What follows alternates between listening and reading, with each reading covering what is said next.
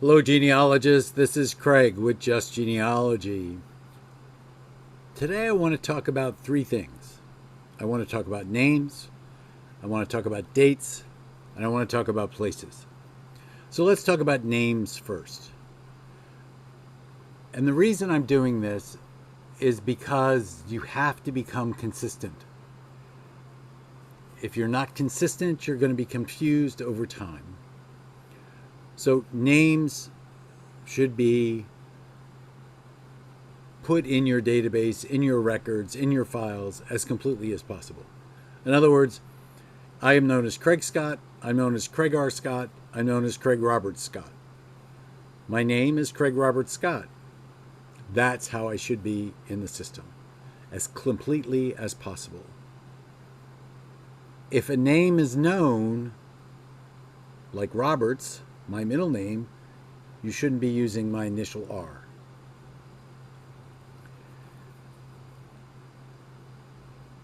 There also is the issue of maiden names. I always file my women as if they were unmarried in regards to their name. I do not add their married name in the files. Now, from the perspective of, I store them as Anne Jacqueline Roberts, although her married name is Scott. So she is connected in the database to Charles F. Scott, Charles Franklin Scott, because she is married to him. And her name is Anne Jacqueline Roberts.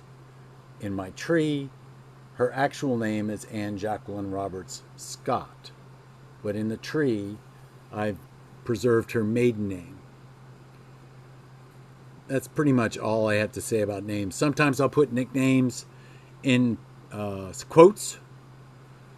Sometimes I'll include titles, like I got a lot of kings. You all have a lot of kings, or eventually you'll have a lot of kings. A description may be King of England kind of thing. But there should be a specific field in your database for that kind of information. So that's pretty straightforward. You want to know full names. You don't want to use initials if you know what the middle name is. You want to make women as if they were born, not as they were married.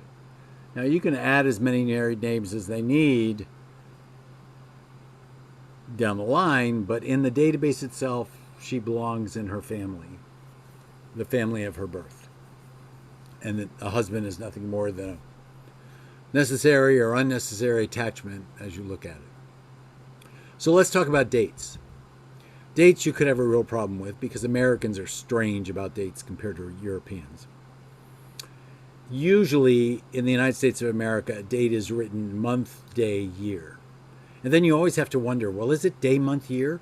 If it's over 12, I understand that it's correct. I know what it is. But if it's under 12, if it's 1/3/1979, is that the 1st of March of 1979? Is that the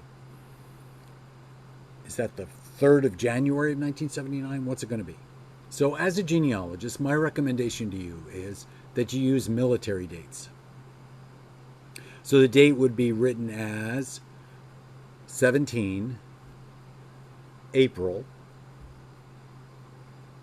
1950. 17 April 1950. But April is the three-letter abbreviation APR. So 17 space APR space 1950.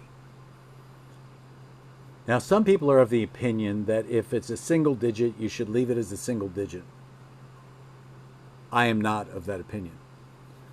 I always preface my dates in my databases with a 0 if it's under 10. So the date might be 07 December 1951. So 07 DEC 1951. Always 4 digits for the year. Always 3 characters for the month.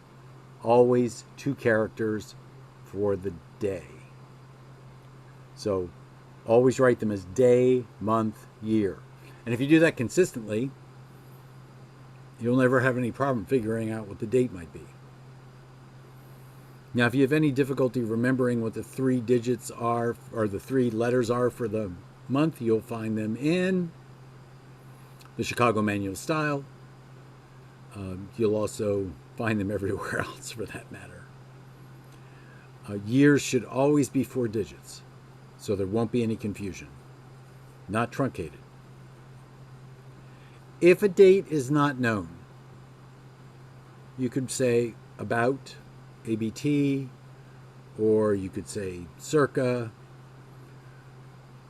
but don't put that in the date field. In other words, have a field separate in your database for the proximity to the date. Otherwise, you won't be able to sort the dates properly. Now, sometimes what I'll do, especially if I'm dealing with a database and I don't know the date, but I know the year, I'll put 00 and then XXX and then the year, and that will remind me that I don't know the date. Or if I know the month and year but not the day of the month, I'll put 00, the month, and then the year.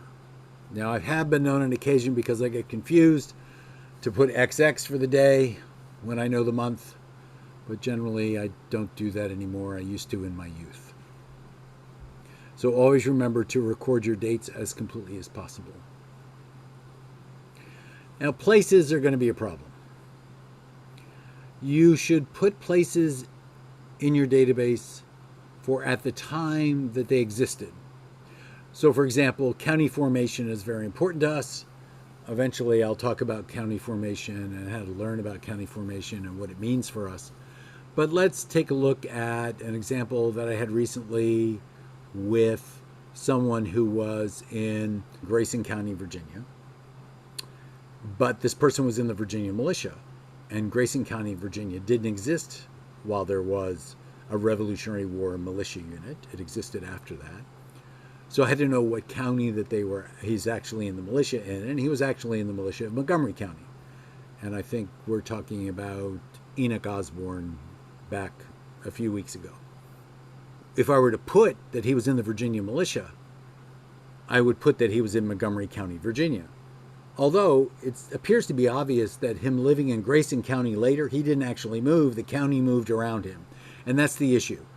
You always want to place the person in the actual county they're in, the county that existed at the time of the date that you're putting into the database. So it might be possible for you to have a person who lives in 4 different counties, 4 different dates, that actually physically never moved. So just remember that you should always put it in the place that existed at the date that you're entering into the database.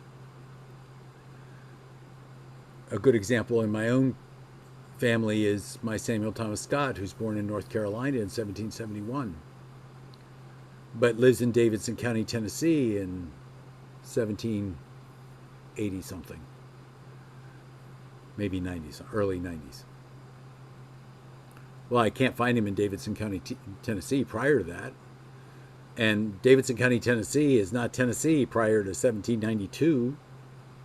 At least I don't think I think Tennessee becomes a state in 1792, if I remember correctly. I have to look that up sometimes. It might be 1790, but it's in that time frame. But anyway, he appears to have been in the county before it was formed as a Tennessee county. So therefore, he's born in North Carolina. Well, is he born in North Carolina that's now North Carolina? Or is he born in North Carolina that's now Tennessee?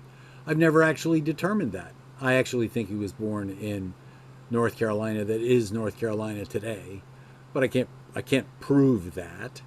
So it's still a thing that's up in the air. And he's identified as North Carolina because in his 1812 pension, which was an invalid pension, an old war pension, so it wasn't long after the war, he says he was born in North Carolina in 1771. So the issue becomes, does he saying he's born in North Carolina because he's born in North Carolina that's there in the 18 teens and 20s, which is North Carolina that is today? Or is he saying North Carolina and actually he was born in North Carolina but actually in 1820 18 teens, it's Tennessee. I don't know. So that's the kind of issue that you're going to have to deal with. So if someone, for example, is born in what is now West Virginia in 1850, you're going to put that in as Virginia. Because in 1850, West Virginia was not West Virginia, it was Virginia. There are also lots of places, lots of times when the boundaries between states and other entities are disputed, or, it's pre-Mason-Dixon line stuff, it's pre-Tennessee, Kentucky lines, the Wilson line. I think that's what it's called, the Wilson line. So you want to make sure that whatever you put there relates to the date that the record exists in. That's what I have for today. Short, sweet, not necessarily to the point. So this is Craig with Just Genealogy, signing off for another day, and I will see you tomorrow.